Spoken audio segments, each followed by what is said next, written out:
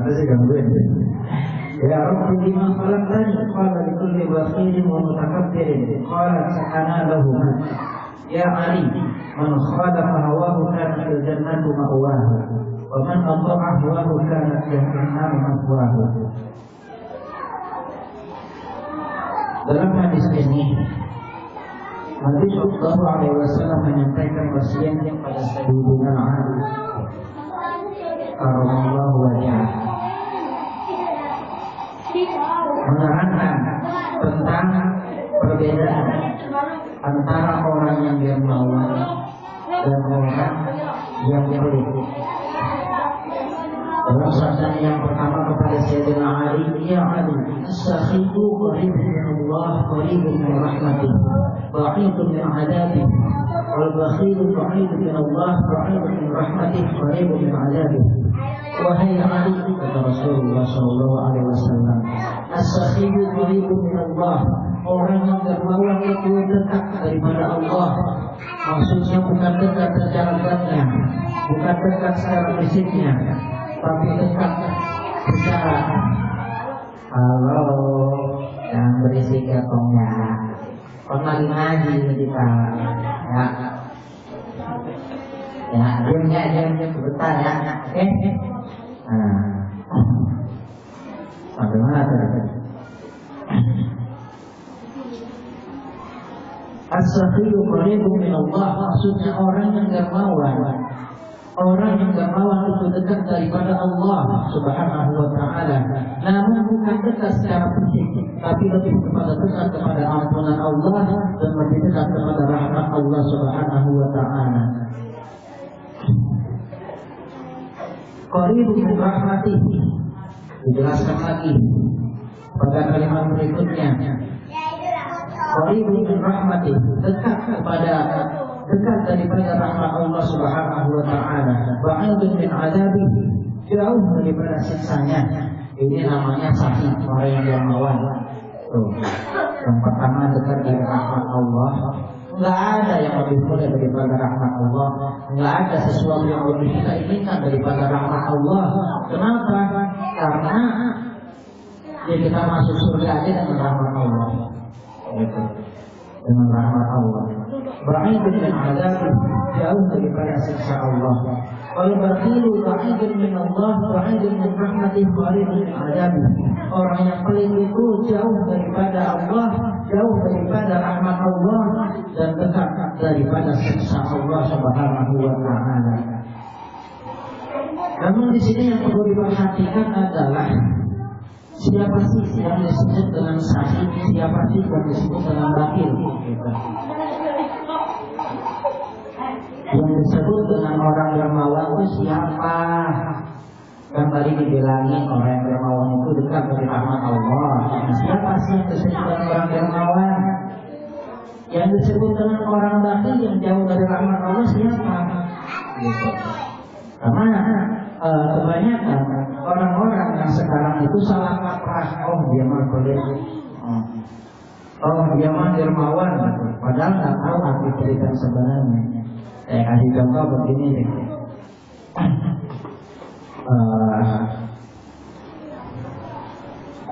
Ustaz Hasanul Zain punya anak namanya Riki. Riki minta ke Ustaz Hasanul Zain, ayah, manggilnya ayah atau papi misalnya? Papi kali ya? Papi ya misalnya gitu ya.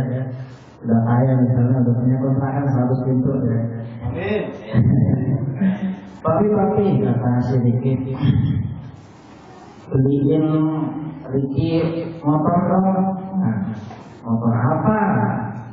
Kata Ustaz Hasanul, motor-motoran apa motor beneran ini? Kata si Riki, motor cross, motor cross, gitu kan? Nah, Ustaz Hasanul bilang, orang bukan motor, naik HP kali. HP-nya harus ada sih katanya. Akhirnya mereka kelas HP Cina gitu kali. Nah kata si itu bukan merek HP, motor cross yang dipakai sama Rossi gitu. Rossi mah bukan motor cross lainnya, motor GP. Semuanya pada ya begitulah akhirnya. Nah, lalu ketika Ustaz Hasanuddin tidak memberikan kepada Rifki motor, apakah itu disebut pelit? Ayah pelit nih, kali begitu. Pelitnya itu? Bukan pelit. Itu namanya adil, menahan sesuatu yang seharusnya ditahan. Namanya adil. Ada juga Ustaz Muhammad Chandra Tirto, misalnya nih, halo Ustaz, anda minta HP-nya dong, Ustaz, gimana? Untuk mau ngasih nggak? Tadi artinya pinjam, HP-nya boleh. Ya, misalnya beliau kalau mau ngasih, apakah beliau disebut pelit? Enggak juga. Enggak bisa disebut pelit. Ada orang yang kami datang kepada kita yang ada di rumah, Assalamualaikum, minta bu, kita enggak ngasih, belum tentu kita disebut pelit. Lalu siapa orang yang disebut pelit yang dikatakan jauh dari rahmat Allah Subhanahu Wa Taala? Yang dikatakan pelit adalah pelit dan sahih tidak lepas daripada yang namanya menahan dan memberi. Namun menahan ada dua, ada menahan sesuatu yang harus ditahan, ada menahan sesuatu yang memang harus diberikan. Kalau menahan sesuatu yang harus ditahan, itu namanya adil. Adil, menggunakan sesuatu pada tempatnya. Seperti contohnya Ustaz Hasanuddin kepada kita dari yang masih umur 5 tahun minta sesuatu yang tidak layak untuk diberikan. Minta motor misalnya, Ustaz Hasanuddin yang tidak memberikan itu tidak bisa dikatakan pelit. Itu namanya Ustaz Hasanuddin adil, menahan sesuatu yang harus ditahan. Adil. Yang disebut pelit adalah menahan sesuatu. Menurut Imam Ramli adalah menahan sesuatu yang diwajibkan untuk diberikan, yang wajib secara syar'i. Kalau tidak wajib, tidak bisa disebut pelit. Contohnya apa yang wajib? Zakat. Zakat wajib. Seseorang tidak mau mengeluarkan zakat hartanya, itu baru disebut pelit. Kalau menurut Imam Ramli, yang jauh daripada rahmat Allah. Tapi ketika kita seseorang, ketika kita melihat tetangga kita datang kepada tukang minta-minta, lalu ketika kita tidak mau memberikan minta itu tidak bisa dikatakan pelit. Kenapa? Karena itu hanya hal sunnah, bukan wajib. Kalau menurut yang wajib adalah memberikan sesuatu yang diwajibkan oleh Allah Subhanahu Wa Taala untuk diberikan dan menjamu tamu. Imam Ramli mengatakan menambahkan dengan menjamu tamu. Menjamu tamu hukumnya kalau tidak memberikan barang air gitu, itu baru namanya pelit. Kita kedatangan tamu, biarin aja.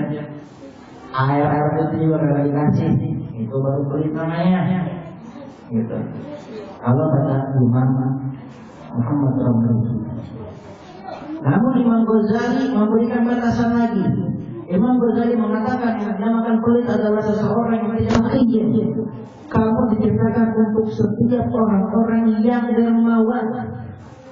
Kalau mau masuk surga gampang, kuncinya dermawan. Buat taqiyin dan juga orang-orang yang bertakwa. Lalu sudah berkata, Raditu, aku rela ya Allah, aku rela.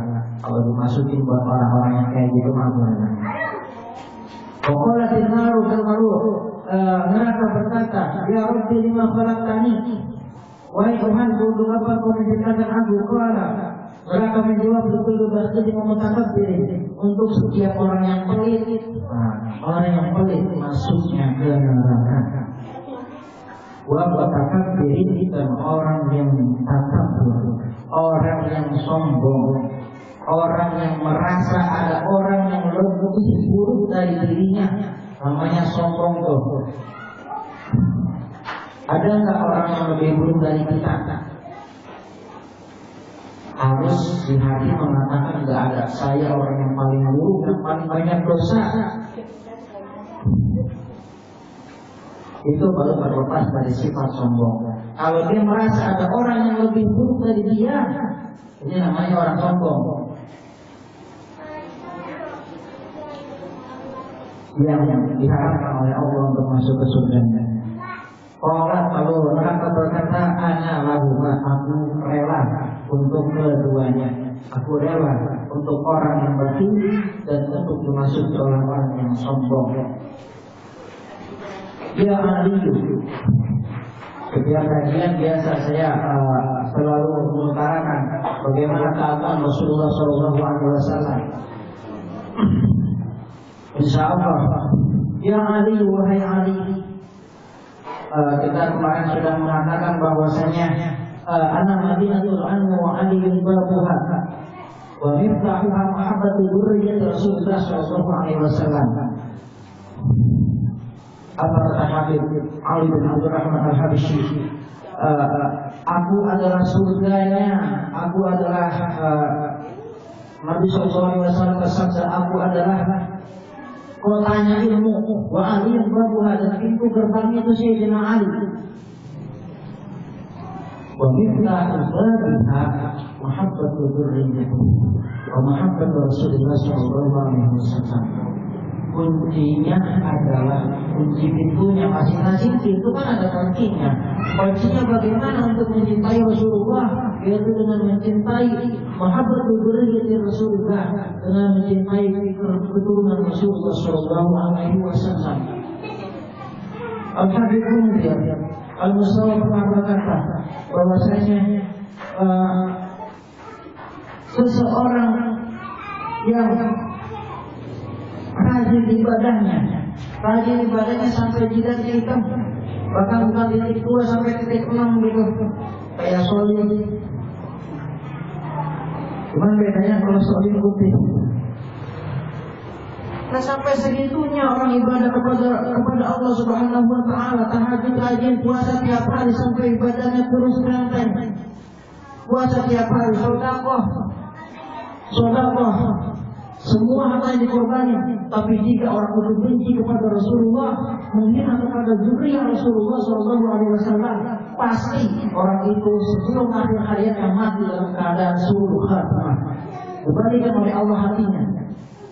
Kenapa bisa begitu? Karena Rasulullah SAW bersabda dalam hadis qudsinya, Allah Subhanahu wa taala berfirman, "Man azani waliyan faqad azantuhu lil harb." Barang siapa yang memusuhi waliullah, barang siapa yang memusuhi kekasihku, sesungguhnya aku telah mengumumkan perang kepadanya. Kalau Allah sudah mengumumkan perang padanya, berarti pasti dia mati dalam keadaan sul khatimah jika dia tidak bertobat. Betul. Makanya hati-hati. Jangan sampai kita mengecewakan, jangan sampai kita menghina sedikit pun ada rasa benci kepada zuriyah Rasulullah sallallahu alaihi wasallam. Bahkan ketika ada seorang ulama, lalu ada seorang habib yang bukan ulama, mana yang harus didahulukan? Yang didahulukan adalah habib. Keturunan Rasulullah sallallahu alaihi wasallam yang kita berikan, baru ulama. Namun barang siapa yang ibadahnya sedikit, puasa juga enggak, puasa sunnah enggak pernah, sedekah jarang, sholat sunnah juga jarang, kayak kita modelnya. Namun di hati kita penuh dengan cinta kepada Rasulullah dan keturunannya, maka insya Allah Allah akan memberikan kita taubat dan nasuha. Walaupun kita awalnya sering banget berbuat maksiat, insya Allah kita diberikan oleh Allah taubat dan nasuha, sehingga kita mati dalam keadaan husnul khatimah. Amin ya rabbal alamin.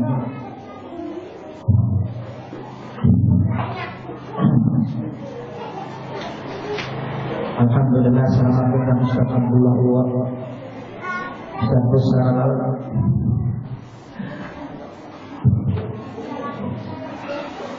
Alhamdulillah, marhaban wa sahlan.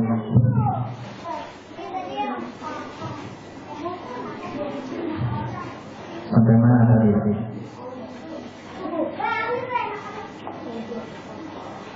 Inilah kunci daripada mahabbah. Bahkan ada yang mengatakan, seorang ulama mengatakan kita itu enggak perlu untuk memperdalam berlatih terus-menerus yang namanya ilmu taubat, ilmu sabar, ilmu ikhlas. Kalau kita ingin mencapai maqam derajat Allah yang paling tinggi, maka usahakan setiap hari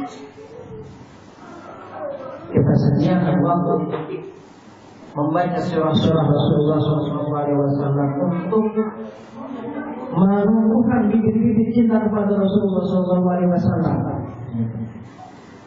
Karena ketika hati kita sudah mencintai Rasulullah SAW, dengan sendirinya secara otomatis tingkatan sabar, syukur, zuhud, taubat, semuanya tuh itu akan datang sendiri.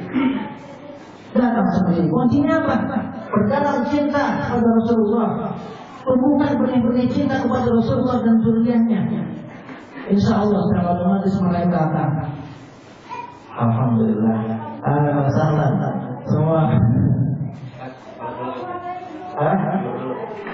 Kalau dulu ya, saya masih semangat. Oke. Alhamdulillah. Ini kemana ininya? Bapaknya. Oh, iya.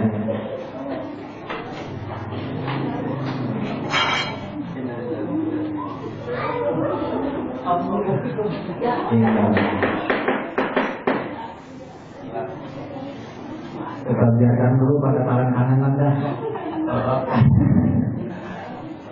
Ini saya.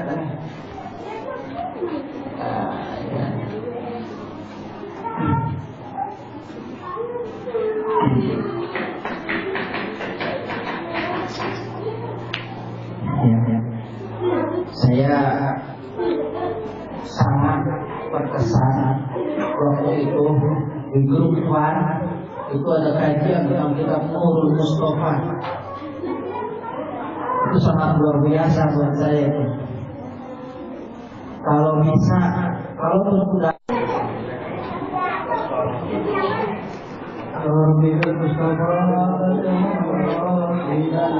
واغفر لنا ما مضى يا واسع الكرم يا رب بالمصطفى بلغ مقاصدنا واغفر لنا ما مضى يا واسع الكرم مولاي صل وسلم دائما ابدا على نبيك غير قلب كل حين يا رب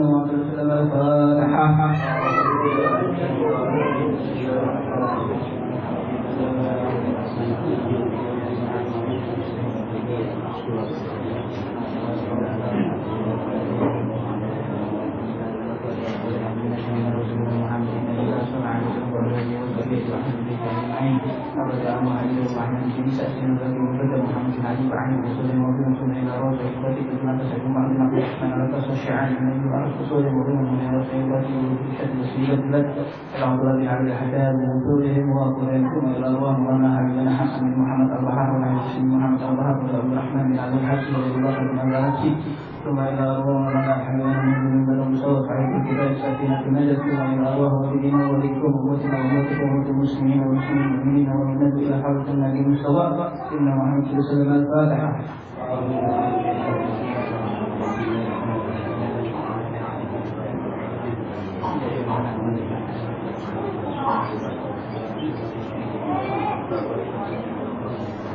بسم الله الرحمن الرحيم. الحمد لله الذي هدانا لهذا وما كنا لنهتدي لولا أن هدانا الله. أشهد أن لا إله إلا الله وأشهد أن محمدا رسول الله. فقد قال الله تعالى في كتابه العزيز بسم الله الرحمن الرحيم. يا أيها الذين آمنوا اتقوا الله حق تقاته ولا تموتن إلا وأنتم مسلمون. أما بعد فأشهد hadirin wa habaib para asatidzah khusus guru kita bersama Dai Allah Al-Ustaz Al-Mukarram Al-Ustaz Hasanuddin Allah saya guru kita bersama Ustaz Mukhtar Allah saya guru sebelumnya juga rekan-rekan majelis pengajian beserta keluarganya atau beserta istri-istrinya dan juga para jemaah besar yang berada di sisi sebelah kiri. Mudah-mudahan Allah Subhanahu wa taala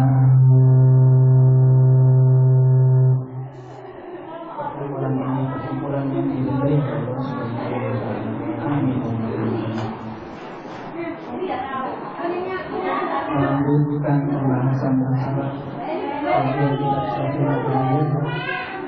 malam tidak salah ada skill mungkin ada skill sehingga pada bahasan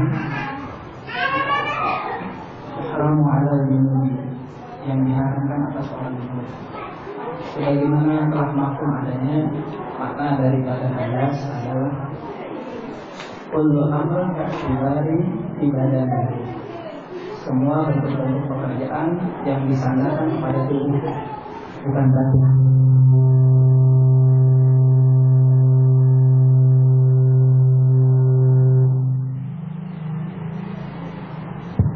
Ini tandanya Allah hebat.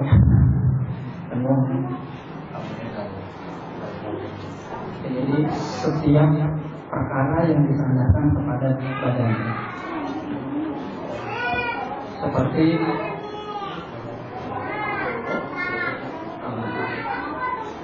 orang yang berhadas, keluar angin, bersentuhan kulit, semuanya disandarin kepada urusan badan.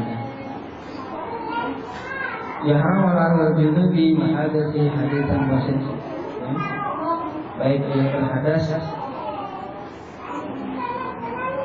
yaitu ada sitar dan asya, ada 6 perkara.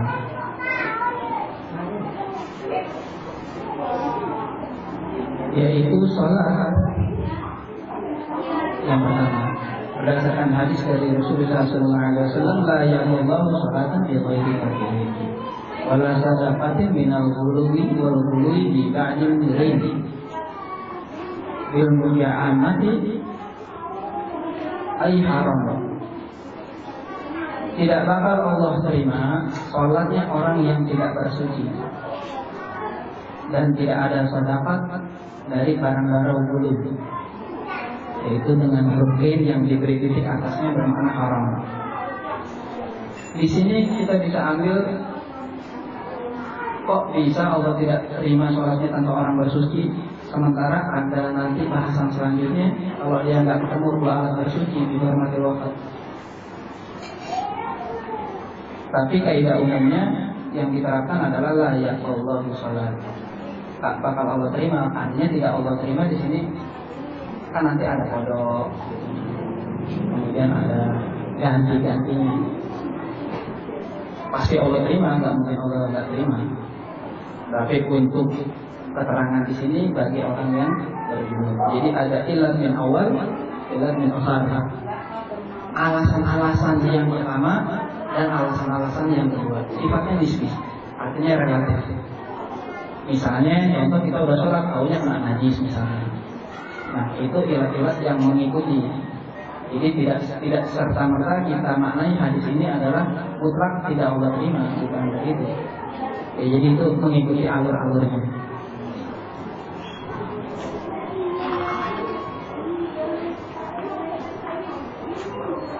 Dan juga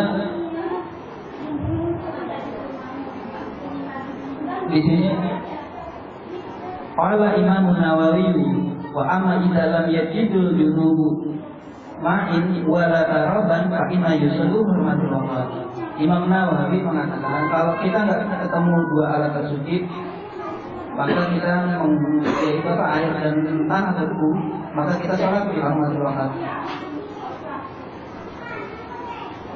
Ala isabi hilali wa yahramu alaihi qira'atu khuruj salati wa yahramu alaihi ayyarra'i fi salati ma tidak ala Fatihatil Kitab.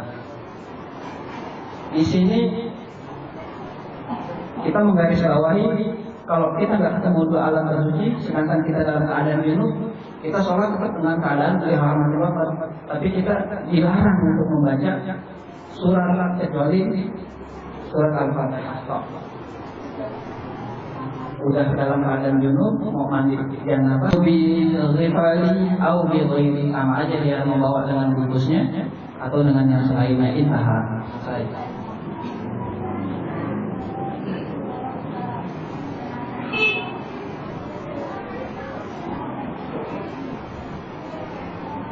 ويجوز حاملها من المصحف ولا يسير فيه تفصيل للمتاع لأن لا يئته حاملا للمصحف ولو قصد فلا إعارة بقصده ولو حامل مصحفا مع كتابه في جدا واحد وحكمه حكم المصحف مع متاع بتفصيل الماري بنسبته للحمل إما مشي فهو حرام ومحص جلد ومحاسد المصحف دون ما عده إنما حرام ومحص الجلد والمصحف مع إنه حائل والمصحف من ورائه لا يئل كما في الدم نقص الوضوء بالمشي من وراء والحل لأن حرام المشي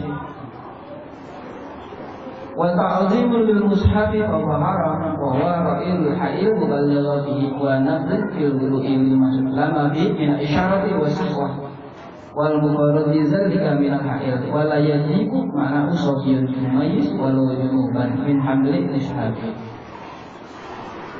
Maka boleh dia membawa atau dia menggendong atau memikul mushaf, tetapi tidak boleh dijalankan. Ada tidak boleh di gerak-gerakan, seolah-olah dia benar-benar membawa mushaf. Di sini apabila ditafsirkan beserta dengan barang atau benda, jadi tidak murni mushaf. Artinya kalau dia bawa mushaf, dia diganti dengan misalnya benda-benda lainnya yang kadarnya tidak menghinakan mushaf, atau dia bersama dengan benda-benda mubah misalnya, atau kantong-kantong gitu. Jangan digabung dengan sayur-sayuran, karena hampir kebanyakan sekarang ini kalau anak perhatikan agak ngaco, membawa mushaf nenteng-nenteng sembarangan, berangkat ngaji dicampur aja dan sama dagangan, sama macam-macam, sama dompet, tidak ada rasa ta'zomannya tadi. Kan Imam Nawawi bilang zatnya lebih agung daripada benda-benda itu. Ya. Nah makanya di sini dikatakan andai dia membawa bersama dengan kitab dalam satu jilid, maka jilid-jilid yang menempel itu jikalau dia konsepnya berhadapan, ya, jadi kalau mushaf itu seperti begini, ini kitab mushaf, yang ini kitabnya depan nempel berhadapan-hadapan, maka tetap dihukumi mushaf yang depannya, kecuali tadi dia ambil dari belakangnya, dia pegang dari belakang, yang dia anggap waroi hakilin, dari tepi atau belakangnya, kadar belakangnya aja nih. Tadi kan kalau kita depannya tuh, sekarang kita ambil belakangnya.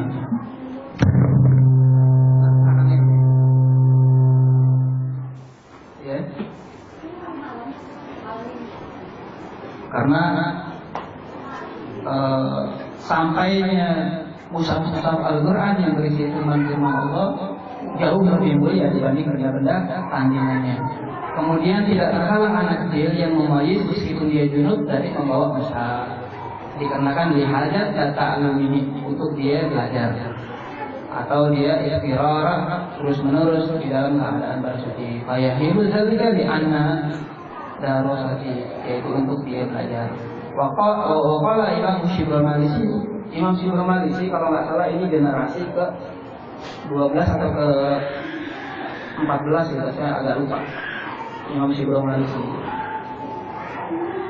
dalam kitab Takriratus Sajidah halaman 15 atau 14 gitu. Di situ ada urutan-urutan generasi per generasi.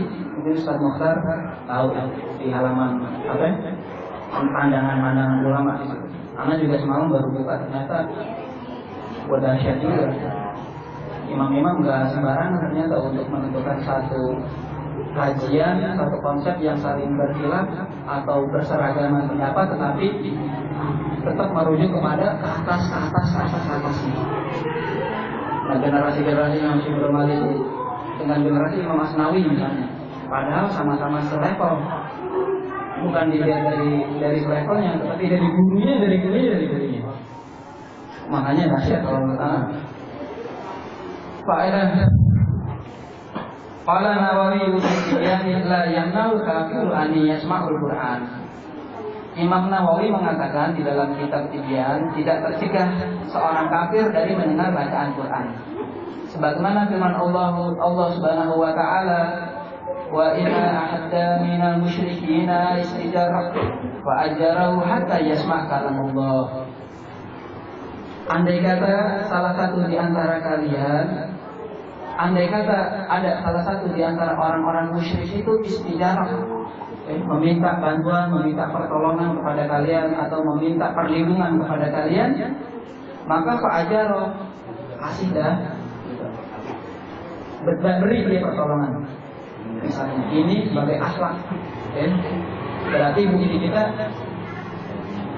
wujud toleransi agama rahmat bil alamin. Kita kasih tuh ada seorang Nasrani atau orang-orang lain yang meminta bantuan kepada kita, dalilnya ini, kasih dia perlindungan meskipun dia orang kafir, tapi nanti dibagi lagi kafirnya kafir apa.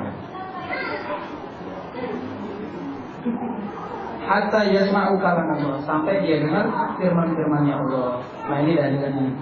Wa yamna'u minal masyruqisah wa hal yadilu ta'lamu bil Qur'an qala ashabina in kana la yabdul islami lam yajuz.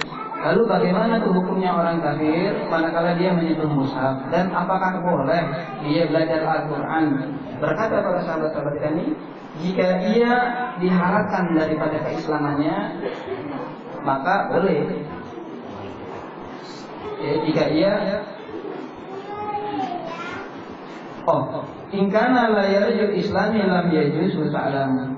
Nah iya, kalau dia nggak diharapin keislamannya cuma buat dia sekedar ta'abas, saluk, buat benar-benar ngece, buat benar-benar cari kelemahan-kelemahan, ya aman, mendingan jangan. Habib Ali bin Hasan Bahar sampai beliau kan berobat Yordan, banyak teman-temannya dari Yaman. Ada orang-orang yang memang bersungguh-sungguh untuk mempelajari Al-Quran, ada orang yang memang untuk mencari kelemahan. Padahal walaupun dia cari, dia nggak akan ketemu, karena sempurna firman Allah, nggak ada selang, nggak ada bakal peluang orang-orang kafir untuk mencari kelemahan Al-Quran. Dan memang Allah sendiri yang bakal jaga. Meskipun orang muslim mencari-cari kelemahan Al-Quran, seperti golongan-golongan yang menafikan sebagian ayat, tetap nggak bisa, karena memang itu sudah kodrat, sudah Allah jaga dan Allah pelihara. Tapi apabila dia diharapkan dia bakal keislamannya, fabi wajibin falasot, di sini ada dua wajah, yaitu boleh. Kemudian yang kaul kedua, la yajuz kama la yajuz bai'ul mushaf, sebagaimana nggak bolehnya menjual mushaf. Kalau dia bilang ya ini buat